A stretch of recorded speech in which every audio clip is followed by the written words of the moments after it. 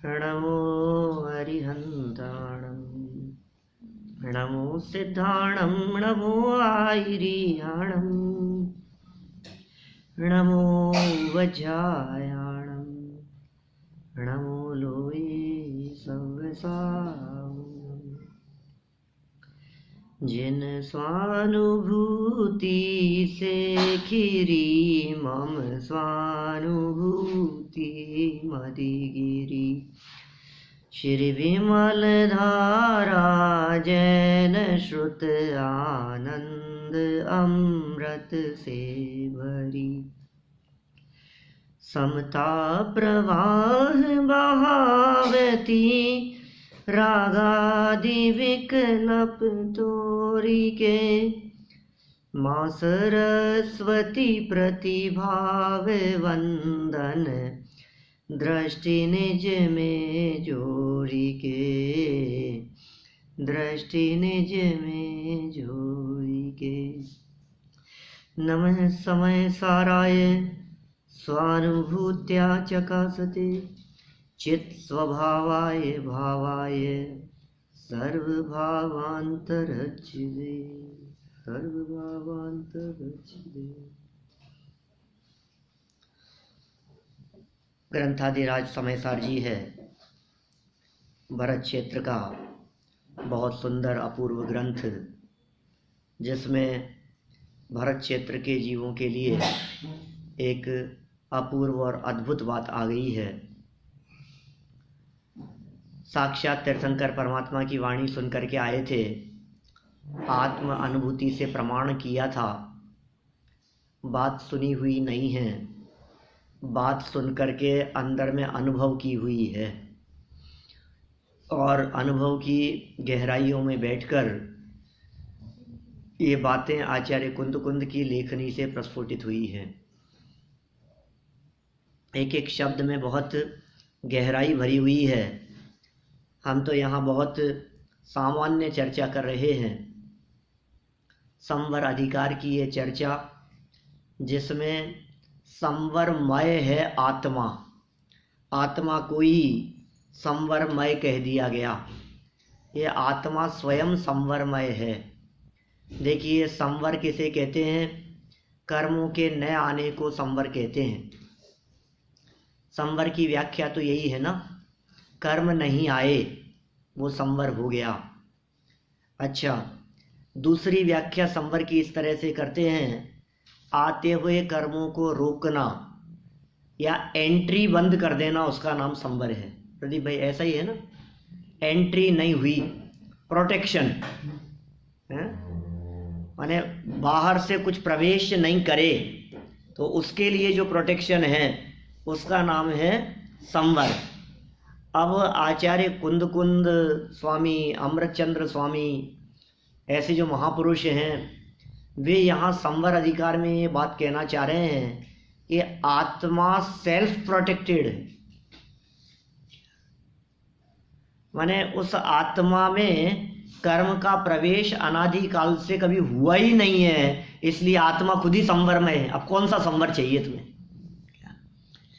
आत्मा में कर्म जाता ही नहीं है ना। अब तुम कह रहे हो संवर करना है। संवर ये किस लिए करना है? संवर ये कर्म आए और वो रुके, आते हुए कर्म रुके। आज तक अनादि काल से कर्मों ने आत्मा को छुआ नहीं है, कर्म आत्मा को छू सकते नहीं है, कर्मों ने आत्मा में प्रवेश किया नहीं है, कर्मों की एंट्री आत्मा में है नहीं। जब आत्मा में कर्म की एंट्री नहीं है तो तुम कह रहे हो कि नहीं आने देवे उसका प्रयास, अरे आते ही नहीं है ना। इस बात को जानने का नाम संवर है। यह आत्मा संवरमय है। कर्म से भिन्न आत्मा की स्वीकृति, कर्म में स्पर्श रस गंध वर्ण पौद्गलिक परमाणु है, वे कर्म पुद्गल हैं, पुद्गल द्रव्य हैं, पुद्गल की अवस्था है, पुद्गल पर्याय हैं। और मैं चेतन तत्व उन कर्मों से अत्यंत भिन्न जाननहार ज्ञायक एक तत्व हूँ। मैं जाननहार हूँ, जानने देखने के लक्षण वाला हूँ। माने मेरा स्वरूप और कर्म का स्वरूप दोनों के बीच में अत्यंत अभाव है, दोनों के बीच में वज्र की दीवार है। तो आते हुए कर्मों को जीव रोक सके ये तो तीन काल में संभव नहीं है। फिर हम पूछ रहे हैं आते हुए कर्मों को रोकने की जरूरत क्या है, कि नहीं, इसलिए कि मैं थोड़ा कर्म से दुखी होता हूं, कि ये तुम्हारी मिथ्या मान्यता है, कर्म तुझे दुखी कर ही नहीं सकता है। यदि कर्म विकार कराए मुझे तो कर्माधीन मैं हो जाऊं, पर कर्म विकार कराता नहीं है, कर्माधीन मैं होता नहीं। कर्म थोड़ी ना मुझे विकारी कराता है, मैं स्वयं विकार भाव रूप परिणमन करता हूं, ये मेरी अज्ञानता है, ये मेरा मिथ्यात्व भाव है। तो फिर संवर करने के लिए करें क्या? संवर की चर्चा तो की है शास्त्रों में, शास्त्रों में ही की है संवर की चर्चा। आप कह रहे हो आत्मा स्वयं संवरमय है, संवरमय का मतलब कर्म का प्रवेश नहीं। यहां तक कि अभी इस अधिकार में तो प्रारंभिक गाथाओं और उसकी टीका में यह भी सिद्ध कर दिया गया कि आत्मा में राग की भी एंट्री नहीं है, क्योंकि विकार के प्रदेश न्यारे और ज्ञान ज्ञायक आत्मा के प्रदेश न्यारे। तो जब विकार के प्रदेश ही भिन्न है, आलोकाकाश में डाल दो उसको। शुगल जी बाबू जी ऐसा कहते हैं, डाल दो उसको आलोकाकाश में, आत्मा में है ही नहीं, उसका अस्तित्व ही नहीं है, तुम कहाँ ढूंढ रहे हो? आत्मा के स्वरूप में या त्रिकाली ध्रुव ज्ञायक की तलेटी में बैठकर जब आप देखेंगे तो आपको कहीं राग का अस्तित्व नजर नहीं आएगा। जब राग का अस्तित्व हमें दिखता ही नहीं है तो फिर मैं राग को नष्ट करूं? जब कर्म का अस्तित्व आत्मा में नहीं है तो मैं कर्म को आने नहीं दूं, ये बात तो बनती कहाँ है? ये बात तो दूर ही रह गई है। ये कितनी सुंदर बातें यहाँ कह दी है। आत्मा के संवरमय होने के संदर्भ में मैं स्वयं संवरमय हूँ, इसलिए मुझे संवर की जरूरत नहीं है। ये तो निहाल भाई सोहानी जैसे जो हैं वो ऐसी बातें करते हैं क्या? पर्याय मेरा ध्यान करे तो करे, मैं किसका ध्यान करूं? मैं तो द्रव्य हूं भाई, मैं तो त्रिकाली हूं। वो क्षणिक पर्याय को मेरा लक्ष्य करना हो तो करे। मैं स्वयं संवरमय हूं, कर्म मुझ में आते ही नहीं है, अब सारा झगड़ा ही मिट गया। कहाँ कौन की निर्जरा? मेरे स्वभाव में न कर्म है, न कर्म की निर्जरा, न कर्म का संवर, न कर्मों से मोक्ष। मैं तो मुक्त स्वरूप हूं। देखो भाई, कर्मों का रुकना संवर, कर्मों का धीरे धीरे छूटना निर्जरा, कर्म का पूरी तरह से छूट जाना मोक्ष।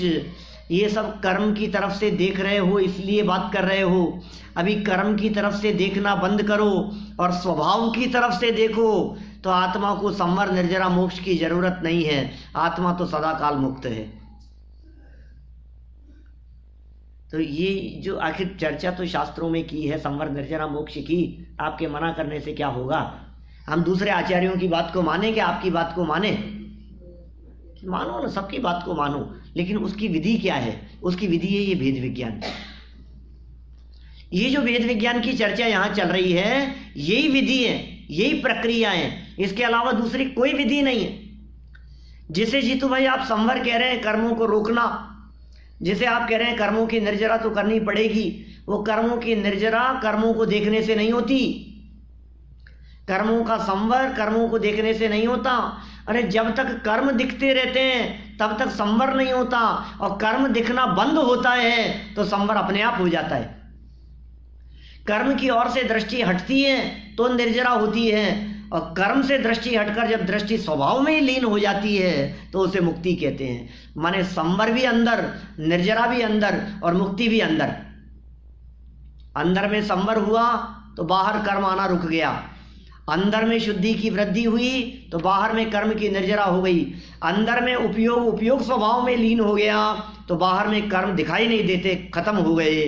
तो ये सब अंदर की बात को बाहर से देखना, ये दो तरह की बातें हो गई। कोई ज्यादा बीमार होएगा और कोई दुखी होएगा तो सब बोलते अपने कर्म का उदय है ना, अपने पाप कर्म का उदय। अरे पाप कर्म के उदय से दुखी नहीं होता, पाप कर्म का उदय जीव को दुखी करने में समर्थ नहीं है। आपकी प्रॉब्लम पाप नहीं है, आपकी प्रॉब्लम पाप कर्म का उदय नहीं है, आपकी प्रॉब्लम अपना मिथ्यात्व भाव है। पाप कर्म का उदय कुछ नहीं बिगाड़ सकता।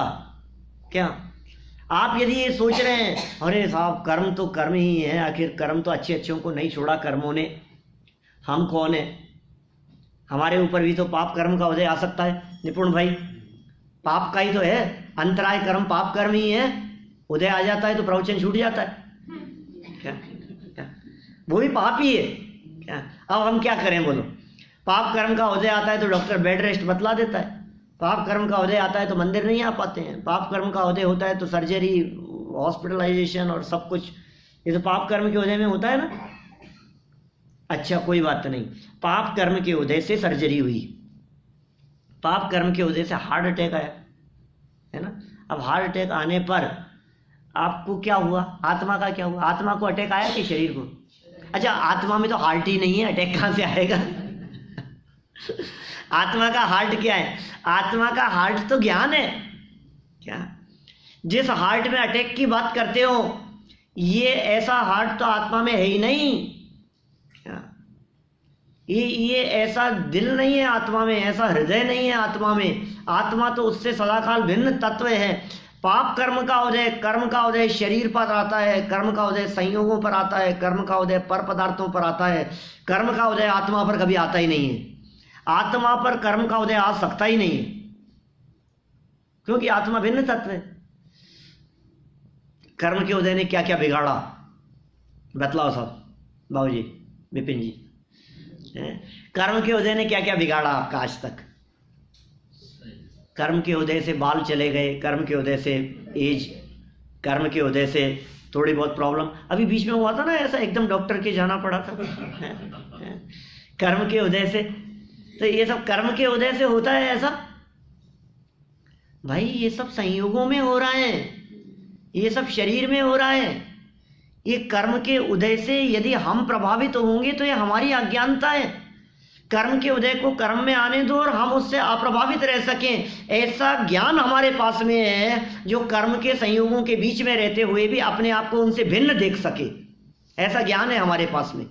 उस ज्ञान ज्योति का अभिनंदन किया या संवर अधिकार में उसे भेद विज्ञान कह करके पुकार रहे हैं और ये कह रहे हैं ये भेद विज्ञान की कला ऐसी है जिस कला से आज तक जितने जीवों ने मुक्ति की प्राप्ति की है, इस भेद विज्ञान से मुक्ति की प्राप्ति की है। ये मूल कलश में कह रहे हैं, इसी संवर अधिकार का कलश कह रहे हैं आगे आचार्य अमृत चंद्र स्वामी।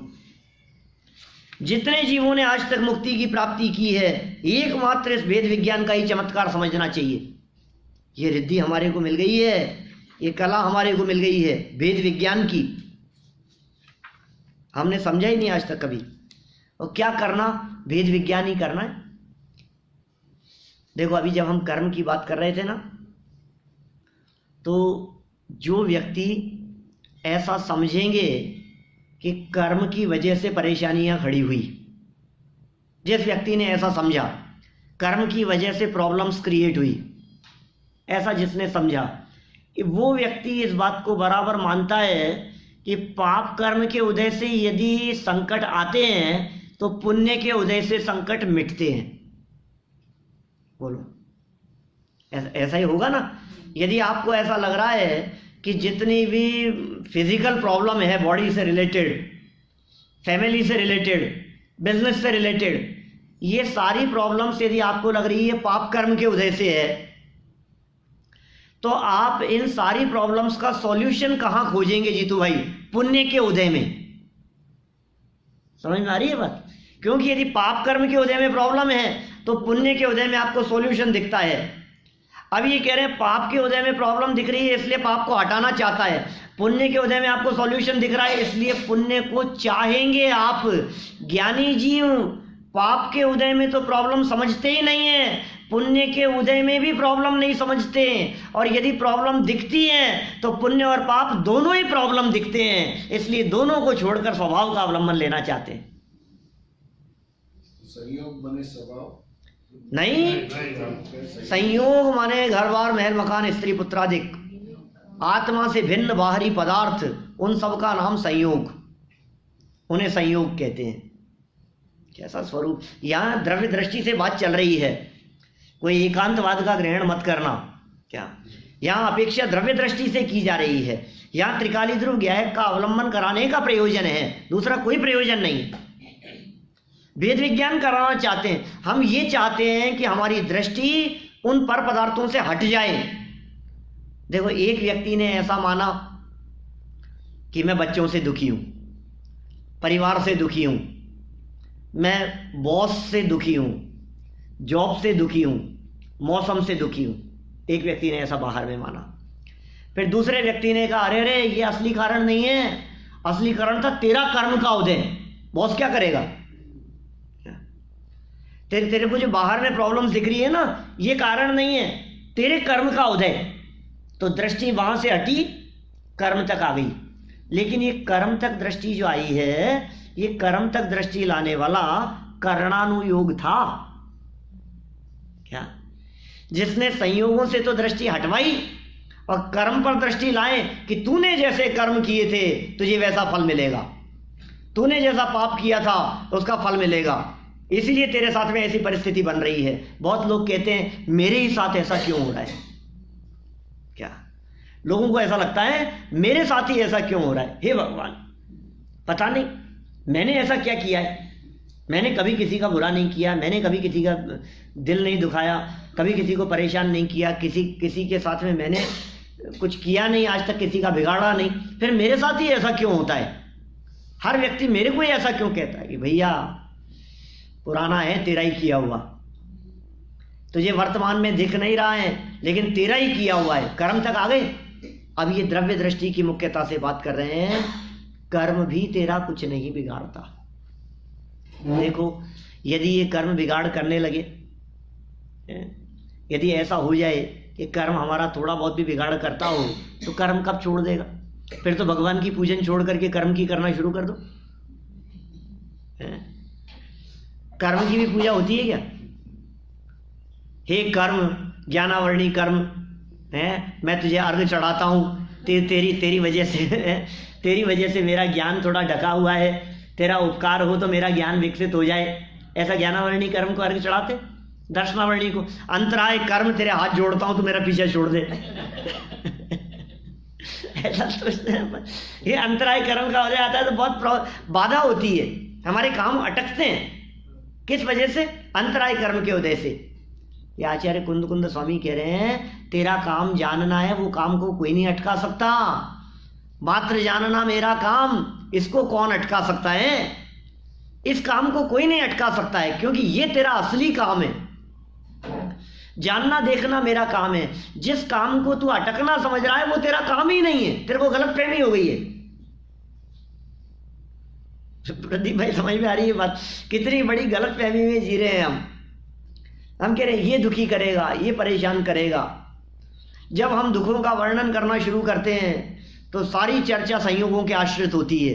कोई व्यक्ति ये समझने की कोशिश ही नहीं करता है कि ये दुख बाहर से नहीं है, ये दुख तो अंदर से है। ये साहब दुखी तो हूं ना मैं, यहां तो उसका भी निषेध कर दिया कि तू दुखी मानता है, ये तेरा दुख है। दुखी मानना बंद कर दे तो कोई दुख नहीं।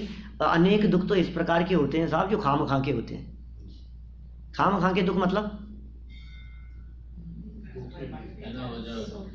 बिना वजह के। ऐसे कौन से दुख हैं जो बिना वजह के होते हैं? बिना वजह के दुख कौन से होते हैं? कौन कौन से? कुछ तो बताओ, एक आध दो तो।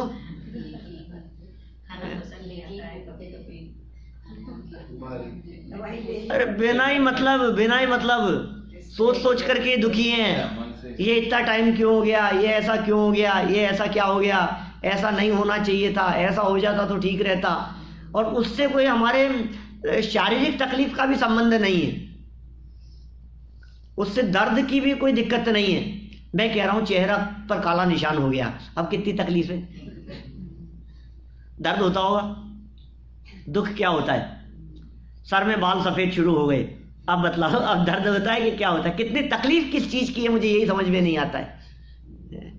तो बहुत दर्द होता है।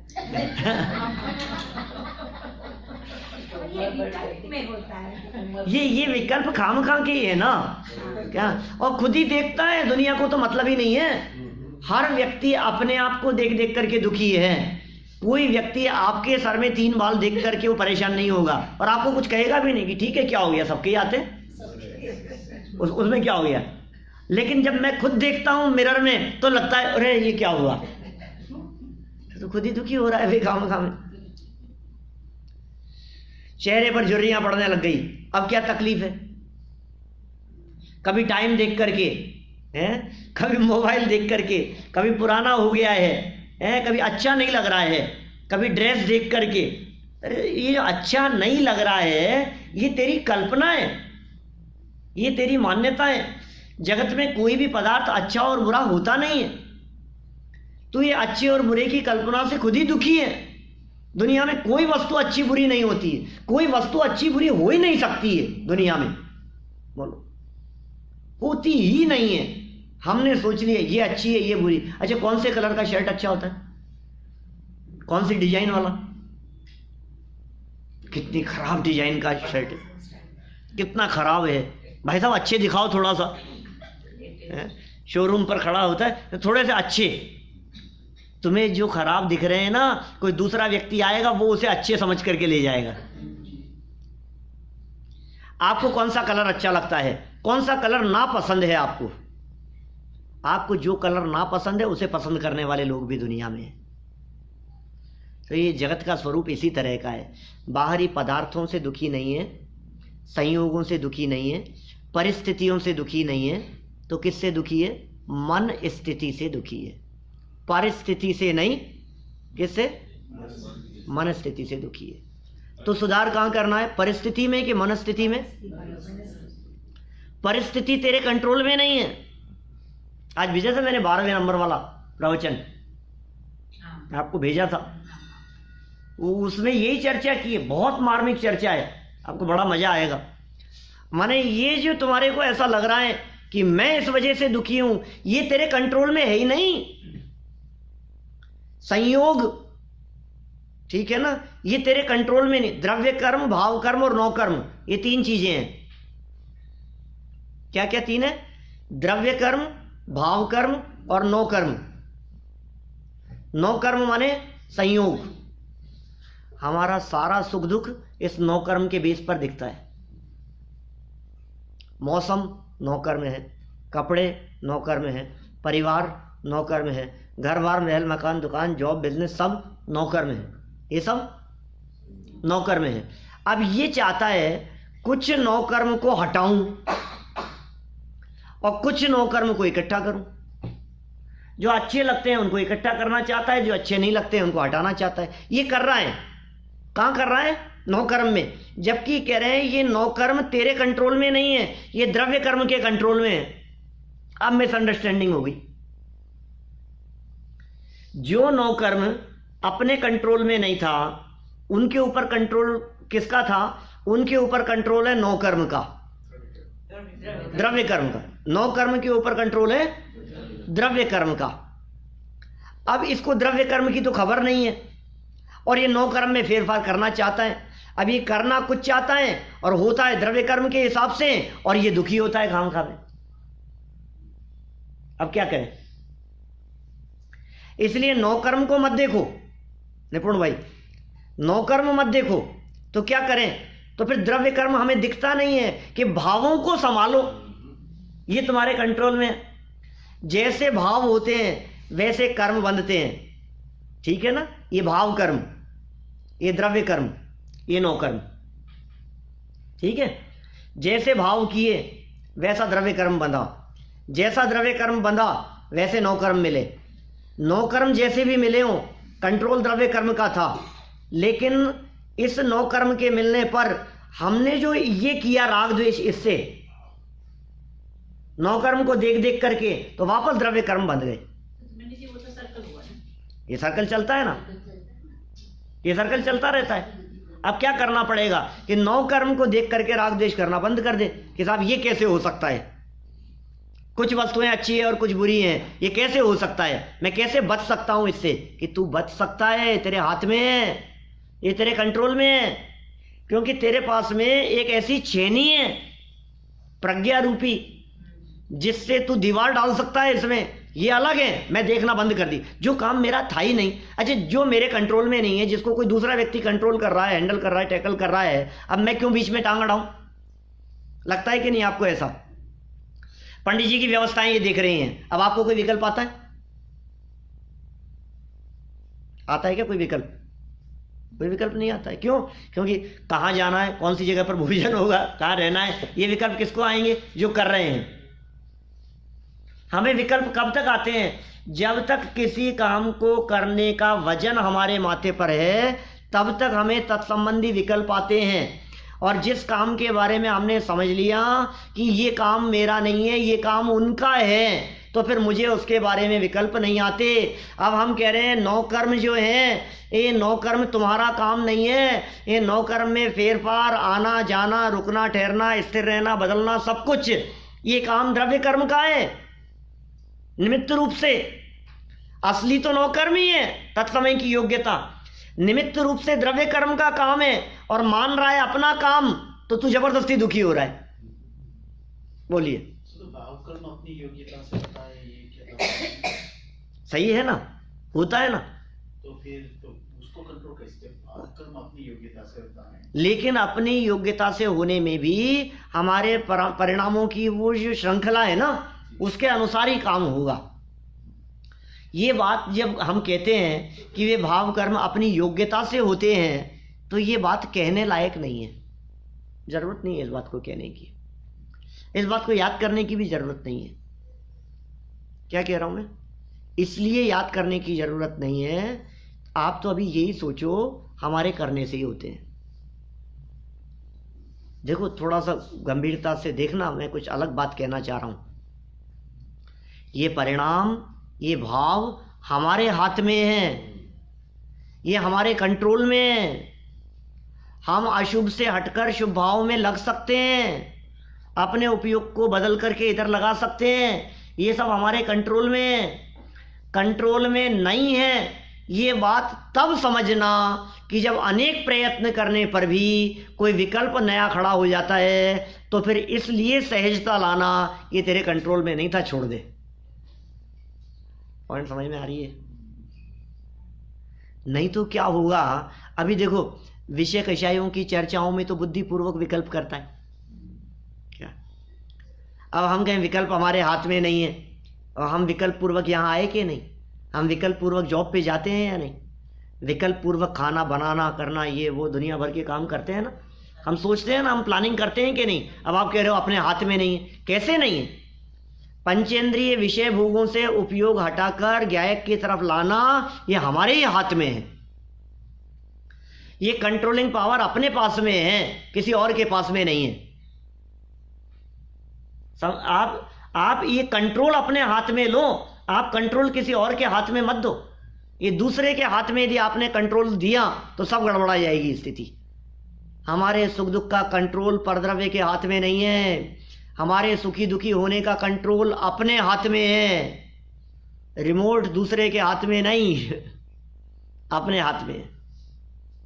क्या करें? वेद विज्ञान करो। करने योग्य काम क्या है? हम क्या करें ये बतलाओ साहब, आप तो कुल मिला करके हम क्या करें? नहाना धोना, खाना पीना, घूमना फिरना, स्वाध्याय करना, ये सब तो करते हैं हम लोग। मंदिर भी आते हैं, स्वाध्याय भी करते हैं, सीडी भी सुनते हैं, कैसेट सुनते हैं, गुरुदेव का प्रवचन सुनते हैं। बराबर यहाँ चलता रहता है, हमारा स्वाध्याय ग्रुप में कुछ ना कुछ चलता रहता है। तो ये सब होता रहता है। अब करें क्या सुखी होने के लिए? फिर भी सम्यक दर्शन नहीं हो रहा है, क्या करें? सम्यक दर्शन सब चाहते हैं। तो ये अमृतचंद्र आचार्य यहाँ ये अंतिम कलशों में ये समाधान बतला रहे हैं। अपना करने योग्य काम क्या है? संवर अधिकार के अंतिम कलश।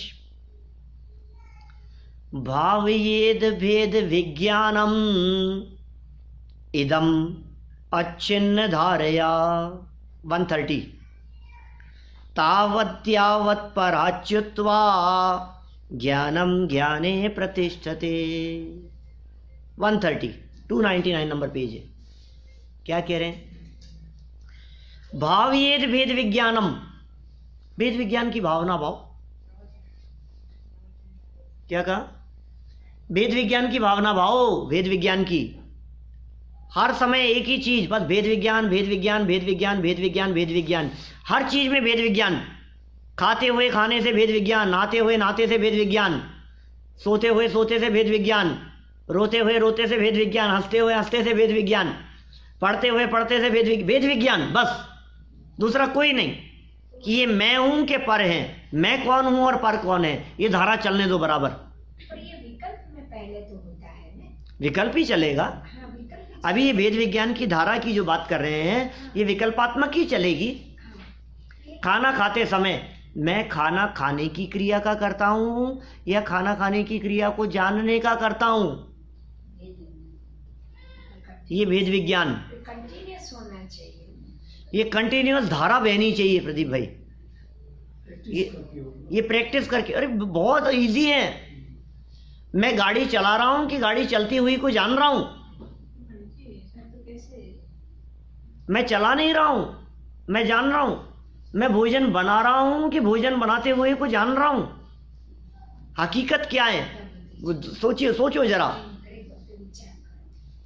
कदम कदम पर आपको ये बात ख्याल में आएगी, मैं करने वाला नहीं हूँ, मैं जानने वाला हूँ। मैं करता नहीं हूँ, मैं ज्ञाता हूँ। और जब मैं ज्ञाता हूँ तो वजन उतर गया। दिक्कत ये हो रही है, अपने आप को कर्ता समझ लिया। कर्ता समझ लिया तो भाग दौड़ करता है, आकुलता होती है। कर्ता मानते आकुलता खड़ी हो जाती है और ज्ञाता मानते आकुलता मिट जाती है। आपके घर आ रहे हैं भोजन करने के लिए, पंडित जी आने वाले हैं, पंडित जी आने वाले हैं, क्या बनाऊं, क्या करूं, हैं क्या खाएंगे, ये खाएंगे कि ये नहीं खाएंगे। अब क्या चल रहा है आपको? मैं क्या करूं, करने संबंधी विकल्प चल रहे हैं आपको। और आप ये समझ लो जो होगा हो जाएगा। क्या तकलीफ मिट जाएगी? क्या बात कर रहे हो? वो तकलीफ मिट जाएगी, वो आकुलता मिट जाएगी। तकलीफ असली है आकुलता की। जितनी भी तकलीफ है उस तकलीफ जो है उसे कहते हैं आकुलता। आकुलता की वजह से तकलीफ है। आकुलता मिटी और तकलीफ मिट गई, और आकुलता है इसका नाम तकलीफ है। उपाय क्या करना है अपने को? उपाय ये करना है कि आकुलता मिटे। ये कह रहे हैं निरंतर ये धारा चलनी चाहिए, वेद विज्ञान की धारा। अभी इसके आगे वाला कलश देखो, पहले 131 नंबर वाला देखो। वेद विज्ञान तह सिद्धा, सिद्धा ये कल केचन अस्यवा भाव तो बद्धा, बद्धा ये किल केचन। क्या कह रहे हैं?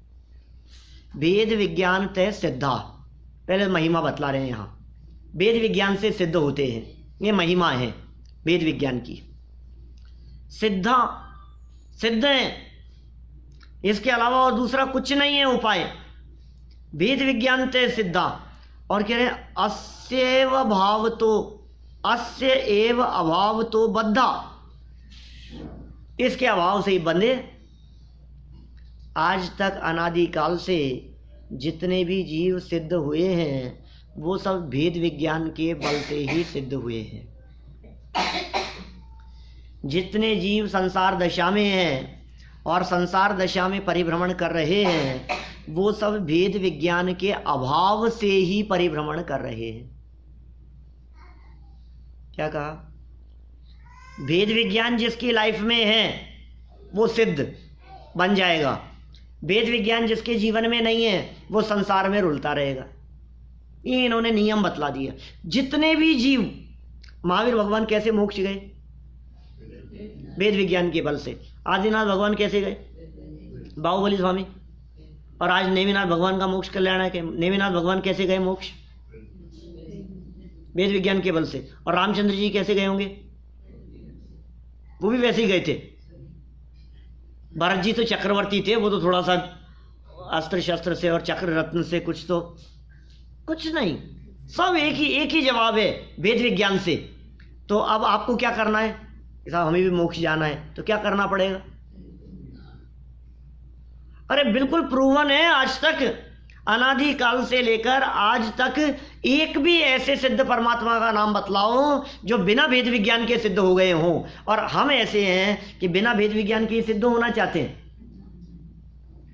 वेद विज्ञान करना नहीं है और मोक्ष सबको जाना है। वेद विज्ञान का अभ्यास करना नहीं है और सम्यक दर्शन सबको चाहिए, तो कैसे होगा? यही तो सम्यक दर्शन की विधि है ना। सम्यक दर्शन की प्राप्ति का उपाय, सम्यक दर्शन की प्राप्ति की विधि, सम्यक दर्शन की प्राप्ति की प्रक्रिया, ये प्रक्रिया यहां से शुरू होती है, वेद विज्ञान से। एक एक से वेद विज्ञान करो। जो अपना नहीं है, जो अपने हिसाब से चलता नहीं है, जिस पर अपना कंट्रोल नहीं है, जिसका कंट्रोल किसी और के हाथ में है, वहां से अपनी दृष्टि हटाते जाओ। बोलो अब किस किस से हटानी है? सबसे पहले दूर से चलो, बिजनेस से शुरू करो। ये बिजनेस अपने कंट्रोल में हमारे हिसाब से चलेगा? ये आपका है बिजनेस।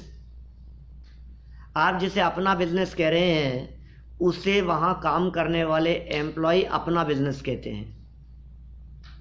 क्या आपके बच्चे अपना बिजनेस कहते हैं? पिताजी ने शुरू किया था तो वो अपना बिजनेस कहते थे, जिसे आज आप अपना बिजनेस कहने लगे हो। किसका है बताओ तो सही। और कभी कभी ऐसा भी होता है, जिसे आप अपना बिजनेस कह रहे हो, उसी के बारे में जब हम पूछते हैं किस चीज़ का बिजनेस है, तो आप कहते हैं होटल का बिजनेस है। क्या आपने कहा होटल का, तो हमने तुरंत कहा आपका है कि होटल का है? काय का बिजनेस है बताओ? किसका बिजनेस है? कि साहब डायमंड का बिजनेस है। तो डायमंड का है या आपका है? नक्की तो करो। आप खुद ही कह रहे हो डायमंड का बिजनेस है, तो डायमंड का बिजनेस है, और फिर ये भी कह रहे हो कि मेरा है। कितनी बड़ी भूल है। तो नहीं, वो तो चलो कोई बात नहीं, जो भी है, लेकिन उसको संभालते तो हम ही है ना, उसको करते तो हम ही हैं। कि नहीं करते, वेद विज्ञान करो। देखिए सुबह से लेकर शाम तक बिजनेस में कितने प्रसंग ऐसे बनेंगे, जॉब पर, ऑफिस में, शॉप पर, शोरूम में, जिन्हें देख करके आपको ऐसा लगे कि ये मेरे कंट्रोल में नहीं चल रहा है। बस तुरंत वेद विज्ञान। जैसे ही आपको फील हुआ कि ये मेरे हिसाब से नहीं चल रहा, इसका मतलब मेरा नहीं है, खत्म हो गई बात। बस इस पॉइंट को ध्यान रखना। अब वहां से बदल करके परिवार पर आ जाओ। ये परिवार मेरा है, कि तुम्हारे हिसाब से चलता है क्या? कि मेरे हिसाब से तो नहीं चल रहा है। तो जो तुम्हारे हिसाब से चले वो तुम्हारा, जो तुम्हारे हिसाब से नहीं चले वो तुम्हारा नहीं। क्या? जो तुम्हारे हिसाब से चले वो तुम्हारा, जो तुम्हारे हिसाब से नहीं चले वो तुम्हारा नहीं। फैमिली में कौन कौन तुम्हारे हिसाब से चलता है? क्या बात कर रहे हो आप? नहीं चलते? नहीं चलते। नहीं, सुनो, अभी 100% चलना चाहिए। क्या 90% चलेंगे तो काम नहीं चलेगा। कोई 95% अपने हिसाब से चले और 5%, 99% अपने हिसाब से चले और 1% अपने हिसाब से नहीं चले, तो हम कह रहे हैं कि ये फॉर्मूला नहीं लगेगा। फॉर्मूला ये लगाना है 100% आपके हिसाब से चले वो आपका, और जो आपके हिसाब से नहीं चले वो आपका नहीं है। अब फैमिली पे लगा लिया आपने? नहीं साहब 100% तो कोई नहीं चलता है। ऐसा तो हो नहीं सकता है। अरे फैमिली की छोड़ो, इस बॉडी की कहो आप तो, ये शरीर आपके हिसाब से चलता है क्या? 100% शरीर, 90% तो चलता है प्रदीप भाई। नहीं, निपुण भाई कितने % चलता है शरीर आपके हिसाब से? 100%। इसका मतलब क्या होता है? अच्छा 0, ऐसा, ठीक है। 0% आपके हिसाब से चलता है, तो आपका है या नहीं? संयोग से है। मेरे संयोग में है, मेरा नहीं है। माने ये शरीर से वेद विज्ञान करो। जब जब आपको ऐसा लगे कि मैं तो चाहता हूं कि तबीयत ठीक रहे और ये बिगड़ रहा है, आपको ऐसे लगे कि मैं तो बिल्कुल फ्रेश रहना चाह रहा हूं और ये शरीर से थोड़ी वीकनेस लग रही है, ये ऐसा क्यों हो रहा है? तो ये मेरे हिसाब से नहीं चल रहा। दुनिया में कोई व्यक्ति नहीं चाहता कि सर दर्द हो, फिर सर दर्द क्यों होता है? दुनिया में कोई नहीं चाहता कि घुटनों की प्रॉब्लम हो, फिर क्यों होती है? कोई नहीं चाहता कि हार्ट की प्रॉब्लम हो, फिर क्यों हो रही है? तो जितनी भी प्रॉब्लम्स आपको दिख रही है, इन सारी प्रॉब्लम्स के पीछे कौन कारण था, उसका परिणमन मेरे हिसाब से नहीं है। वेद विज्ञान करो। कहां कहां वेद विज्ञान करना है? हर कदम पर वेद विज्ञान करना है आपको। ये धारा ही चलनी चाहिए, हर समय चलनी चाहिए धारा। कपड़ों से भिन्न, शरीर से भिन्न, बाहरी पदार्थों और परिवारों से तो चौड़ा ही भिन्न दिख रहा है। अभी और अंदर चलो वेद विज्ञान के लिए, तो द्रव्य कर्म से भी भिन्न, ये कर्म भी नहीं बिगाड़ रहा है, फिर भाव कर्म से भिन्न, फिर पर्याय मात्र से भिन्न, इतना वेद विज्ञान करना पड़ेगा। फिर गुण भेद से भिन्न, अभेद अखंड तक पहुंचना पड़ेगा। अभी तो क्या हो रहा है, बातें तो हो रही है गुण भेद से भिन्न की, क्या, और अपने आप को फैमिली से भी भिन्न नहीं समझ रहा है। तो अभी बात तो वहां की कर रहा है, क्या, विकारी पर्याय से भी भिन्न हूं मैं, तो बात तो ऐसी कर रहे हैं। और अभी घर से भिन्न नहीं समझ रहे हैं। अभी घर पर बिजली गिर जाए तो ऐसा लगता है जैसे अपने पर ही गिर गई हो। वो उड़ जाते हैं ना टोर्नाडो में, मकान इधर से उड़ जाते हैं, मकान का मकान नीचे से उड़ गया, उठ करके दूसरी जगह चला गया, ऐसा सुना है मैंने। यहाँ तो नहीं होता, यहाँ शिकागो में थोड़ी ना हुआ, शिकागो के बाजू में होता है ऐसा। रूफ उड़ जाता है, छत उड़ जाता है, पूरा मकान उड़ जाता है, गाड़ियां उड़ जाती है। हाँ, अब बोलो क्या कैसी स्थिति है। तो अभी हम ये कह रहे हैं वो जाता है तो आपको कैसा लगता है, चला जाएगा तो कैसा लगेगा। ये कह रहे हैं तुम्हारा था ही नहीं। मैंने कही थी क्या ये बात आपको, ये किसका है ये आईपैड, अभी गलती से कोई दूसरा ले जाए इसको, क्या, और ले जाए और फिर आपके पास वापस आए नहीं, आपको कैसा लगेगा। ये यहाँ से मैं भी इसको खिसका रहा था और ये खिसकते हुए ये एकदम गिर गया, तो निपुण भाई कितनी तकलीफ होगी आपको।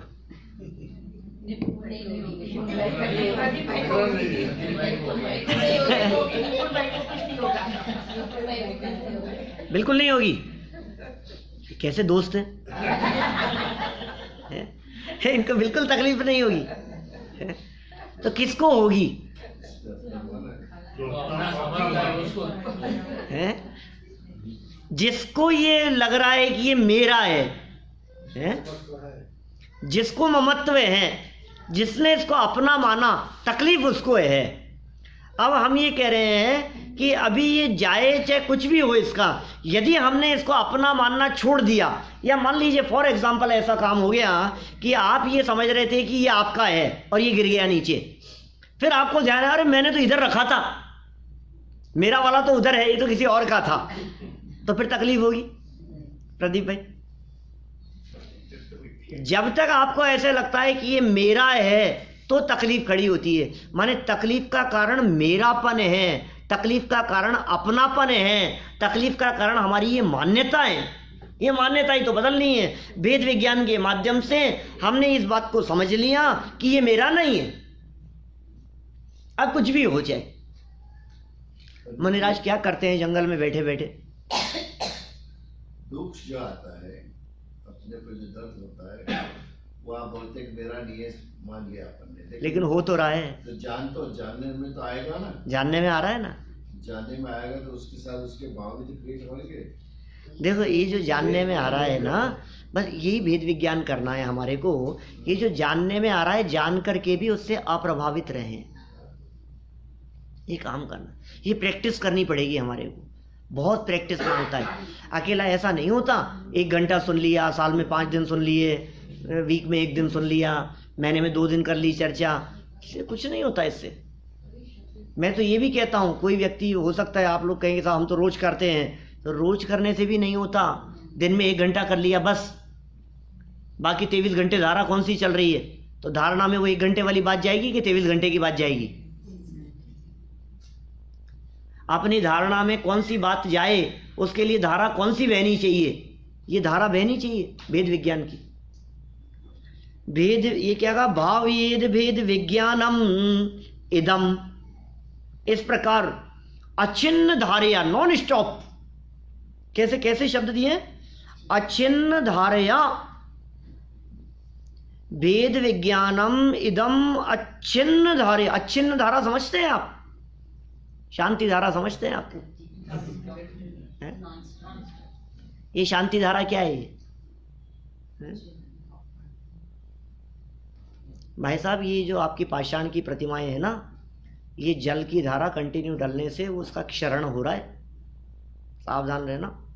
पाषाण की प्रतिमाओं के ऊपर ज़्यादा जल ये ठीक नहीं है बात। ये शांति धारा ही क्यों, ये महावीर धारा क्यों नहीं है? ये शांतिनाथ भगवान से क्यों उसे जोड़ दिया गया? आपको पता है 24 तीर्थंकरों में से शांतिनाथ स्वामी के पहले 7 बार धर्म की विच्युत्ति हुई है। धर्म विच्युत्ति, धर्म विच्युत्ति का मतलब धर्म खत्म हो गया था। खत्म हो गया मतलब वो परंपरा, वो श्रृंखला टूट गई थी बीच में। ऋषभदेव ने चलाया, फिर बीच में टूट गई, फिर टूट गई, फिर दूसरे तीर्थंकर आए, फिर चलने लगी धारा, फिर वो धारा टूट गई बीच में, फिर नए तीर्थंकर आए, फिर शुरू हुई। ऐसे इस तरह से 7 बार वो धारा टूट गई। लेकिन शांतिनाथ भगवान जब तीर्थंकर हुए उसके बाद से ये वीतरागी जैन धर्म की धारा आज तक कभी टूटी नहीं है। इसका नाम है शांतिनाथ से जो धारा चल रही है वो है शांति धारा। क्या आप समझ रहे हैं? ये जल की धारा का नाम शांति धारा नहीं है क्या? ये वीतरागी तत्व ज्ञान की धारा निरंतर चलते रहने का नाम शांति धारा है क्या? ये वीतरागी तत्व ज्ञान हृदय में उतरे तो होगी शांति, समझ रहे हैं आप?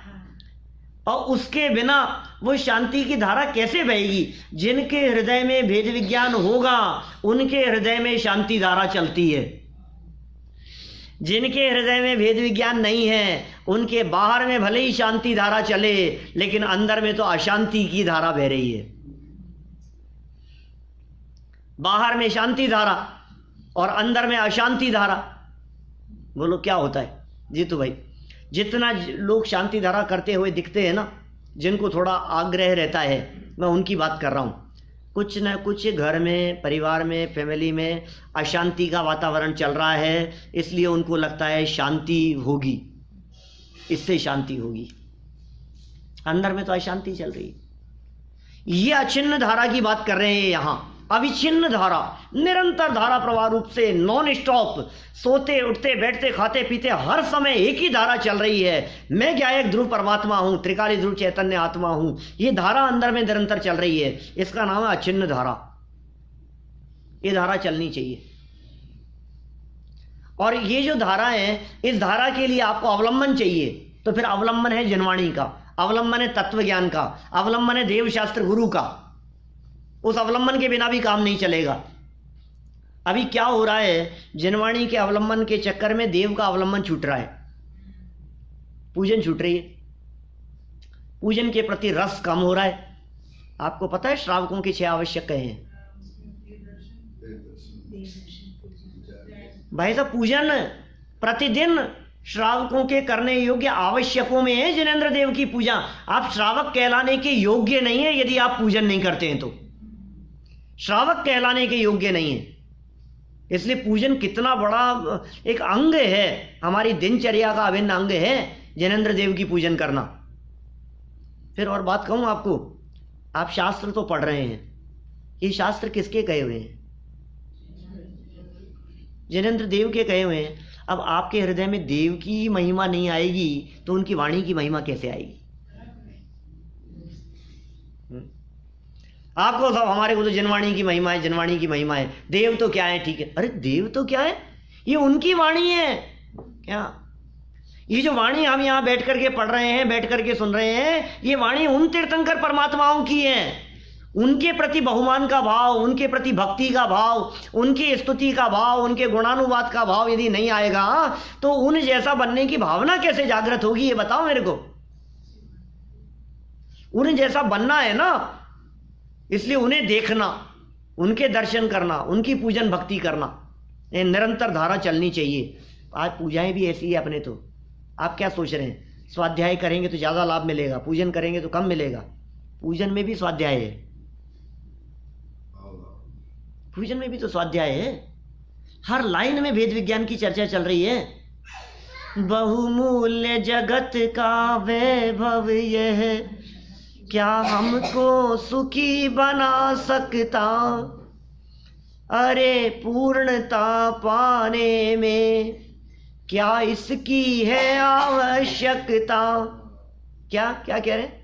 बहुमूल्य जगत का वैभव हमको सुखी नहीं बना सकता। करो ना वेद विज्ञान, यही तो धारा चल रही है, और क्या है। तीर्थंकर परमात्मा को देखो और फिर अपने स्वरूप को देखो, वीतरागी जिनेंद्र देव की प्रतिमा को देखो और फिर अपने वीतरागी स्वभाव को देखो और फिर मिलान करो। जो ऊपर है उनको भेद के माध्यम से निकाल दो और जो समानता है उसे स्वीकार करो। ये धारा चलनी चाहिए बराबर। कब तक चलनी चाहिए ये तो बताओ, कब तक चलनी चाहिए? देखो भाई, हम यहाँ बैठे हैं और यहाँ बैठे बैठे हमारे हृदय में एक धारा चल रही है, भोजन की धारा चल रही है। हमें भूख लग रही है, तो भूख लग रही है तो कौन सी धारा चालू हो जाती है? भोजन करना है, भूख लग रही है, भोजन करना है। ये कब खत्म करेंगे, क्या बनेगा पता नहीं, अभी तो बहुत टाइम लगेगा, अभी तो कितना इंतजार होगा। भोजन की धारा चलने लगती है ना अंदर में। आपको यदि भोजन चाहिए तो भोजन की धारा बहने लगती है। आपको यदि पानी पीना है तो पानी की धारा बहने लगती है। आपको यदि वॉशरूम जाना है मान लो, तो आपके धारा चालू हो जाती है ना, मुझे जाना है, मुझे जाना है, मुझे जाना है, मुझे जाना है, मुझे जाना है, ये धारा चालू हो जाती है कि नहीं अंदर में। ऐसे ही हम ये कह रहे हैं, ये तत्वज्ञान की धारा अंदर में चल रही है कि नहीं? सम्यक दर्शन, सम्यक दर्शन, सम्यक दर्शन, भेद विज्ञान आत्मानुभूति, भेद विज्ञान आत्मानुभूति, भेद विज्ञान आत्मानुभूति, ये धारा चल रही है या नहीं? ये धारा चलानी पड़ेगी आपको। इस धारा का नाम है शांति धारा। क्या? शांति प्राप्ति के लिए जो आपके हृदय में धारा चल रही है, जो चलनी चाहिए वस्तु स्वरूप के विचार पूर्वक, उस धारा का नाम है शांति धारा। ठीक है साहब, करना कि नहीं बोलो अब शांति धारा आगे से रोज करना। कौन सी? अरे ये अविच्छिन्न धारा, ये शांति धारा रोज होनी। देखो कहीं कहीं यदि शास्त्र में लिखा हो, हमारे कहीं देखने में नहीं आया, लेकिन लोग कहते हैं शांति धारा तो रोज होनी चाहिए। हम कह रहे हैं रोज नहीं, प्रति समय होनी चाहिए। क्या आपने तो उस धारा को रोक दिया। हमारे हृदय में ये शांति धारा निरंतर चलती है। हमारे हृदय में शांति धारा नॉन स्टॉप चलती है। हमारे हृदय में शांति धारा बिल्कुल धारा प्रवाह रूप से चलती है। वस्तु स्वरूप का विचार, वस्तु स्वरूप विचार खुशी से सब दुख संकट सहा करे, ये धारा निरंतर चलती है। आपके हृदय में चलती है या नहीं हमें नहीं मालूम। ये कह रहे हैं अविच्छिन्न धारा। तावत, कब तक? यावत, जब तक पराच्युत्वा, पर से छूटकर, ज्ञानम ज्ञाने प्रतिष्ठते, ज्ञान ज्ञान में ही प्रतिष्ठित ना हो जाए तब तक। क्या? जब तक हमारा ज्ञान समस्त पर पदार्थों से छूटकर ज्ञायक स्वभाव में स्थिर ना हो जाए तब तक यह भेद विज्ञान की धारा निरंतर निरंतर निरंतर निरंतर निरंतर चलनी चाहिए। तब नहीं जब प्रतिकूलता हो, तब तो ख्याल में आती है। आप अच्छी सब्जी बनाना चाहते थे और गलती से नमक 2 बार गिर गया, कम गिरा होगा तो ऊपर से डाल लेंगे। अब 2 बार गिर गया तो क्या उपाय है? अब क्या करें? अब हम क्या करें? तो कहा भाई मैं क्या करूं, मेरे हाथ में नहीं था। आप बैठे हुए हैं, रोटी डालनी है और एकदम जल गई, पता नहीं ये क्या हुआ एकदम। आप कुछ कर सकते हैं आप, तो आपको लगता है ये तो अपने कंट्रोल में नहीं है। आप तुरंत उससे भेद विज्ञान करने लगते हैं। 1 सेकंड में आपकी ये बात समझ में आ जाती है, अपने करने से नहीं हुआ। तुरंत आ गई ना ये बात समझ में आपके कि मेरे करने से नहीं हुआ। लेकिन हम कह रहे हैं जब अच्छी बनी थी तब भी करने से नहीं हुआ। क्या? ये धारा तब चलनी चाहिए जब काम अपने प्रतिकूल हुआ है, तब तो लगता है मेरे करने से नहीं हुआ। जब कोई अपनी इच्छा से विपरीत काम होता है तब तो लगता है अपने करने से नहीं हुआ। लेकिन इच्छा के अनुकूल होता है तब भी समझ लेना कि अपने करने से नहीं हुआ। ये बात बराबर चलनी चाहिए अपने हृदय में। ये कितनी चलती है मुझे नहीं मालूम। बोलो। एक सेठ जी थे, सेठ जी सेठानी रहते थे, उनकी एक ही इकलौती बेटी थी। संपत्ति बहुत थी, किसी तरह की कोई कमी नहीं थी। बेटी का विवाह एक अच्छे परिवार में, अच्छा लड़का, संस्कारित लड़का देख करके विवाह कर दिया संपन्न परिवार में। संपन्न परिवार में उसकी शादी हो गई। संपन्न परिवार में शादी होने के बाद साल 2 साल बाद, 3 साल बाद, 5 साल बाद पता नहीं बिजनेस में क्या ऐसा उतार चढ़ाव आया कि उनकी पूरी संपत्ति खत्म हो गई। संपत्ति खत्म हो गई, पैसा खत्म हो गया। अब दामाद थे, सेठानी जी ने कहा सेठ जी से कि कुछ मदद कर दो। हाँ तो क्या करें बोलो। खूब कहती रहती थी, वो मानते नहीं थे कि हाँ ठीक है, समय आने पे सब। महीना भर हो गया, 2 महीने हो गए, 6 महीने हो गए, सेठ जी सुनते ही नहीं है। सेठानी जी को चिंता रहती है, बेटी तकलीफ पा रही है क्या। एक दिन जो उनके दामाद थे निपुण भाई, वो घर आए। तो वो जब वो घर आए तो सेठ जी थे नहीं उस समय संयोग से घर पर। तो सेठानी जी ने सोचा कि इनकी कुछ हेल्प कर देनी चाहिए, हैं। तो लड्डू में रख दिए उन्होंने। उनको कहा कि आप बैठो, लड्डू बना रही थी वो उस समय, आप बैठो, लड्डू बनाए हैं, ये लड्डू लेते जाना। तो लड्डू में एक एक सोने की मोहरें, गोल्ड के कॉइन, वो सब लड्डुओं में रख दिए। लड्डू बंद कर दिए, 2 किलो लड्डू पैक करके उनको दे दिए। वो बेचारे बहुत सरल सज्जन थे, वो लेकर के चले गए। कोई किसी तरह के कोई गलत शौक नहीं थे। जब वो लेकर के बाहर जा रहे थे तो उनको लगा कि यार ये सासू जी ने भी क्या मेरे गले ज़बरदस्ती ये 2 किलो लड्डू बांध दिए हैं।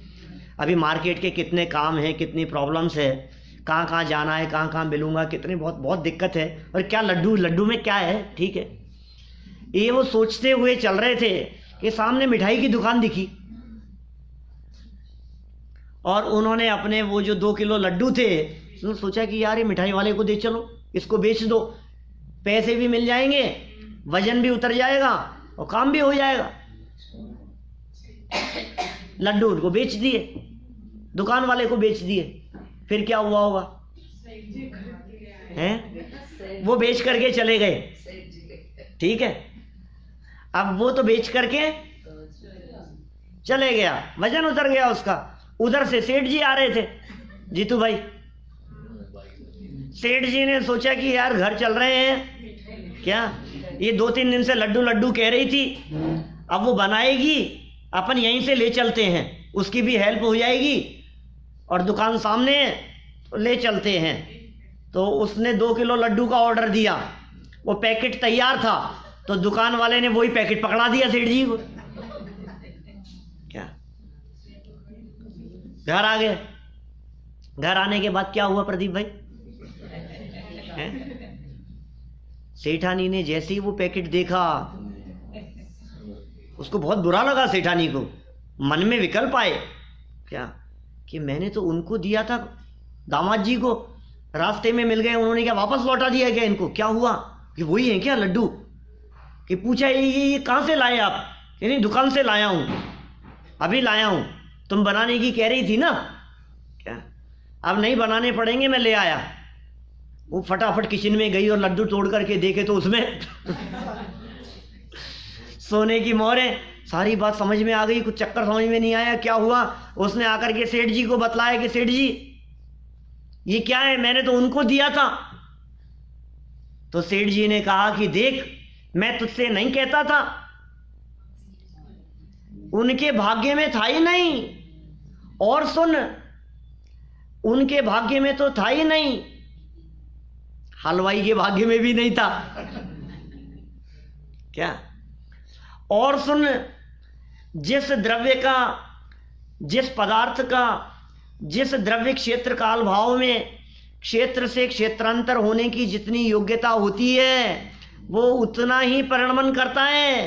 तुम्हारे चलाने से जाता नहीं है, तुम्हारे देने से दिया जाता नहीं है, तुम्हारे इकट्ठा करने से इकट्ठा होता नहीं है, तुम्हारे रोकने से रुकता नहीं है। तुम्हारे को भ्रम हो जाता है कि हमने इनकी हेल्प करी। तुम हेल्प करके भी कर नहीं सकते हो, तुम देना चाह करके भी दे नहीं सकते हो।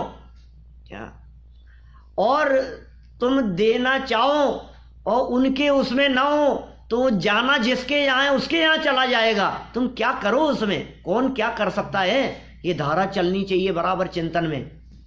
चिंतन में यदि ये धारा चलेगी, एक एक कण कण की स्वाधीनता की बात यदि आपके हृदय में होगी।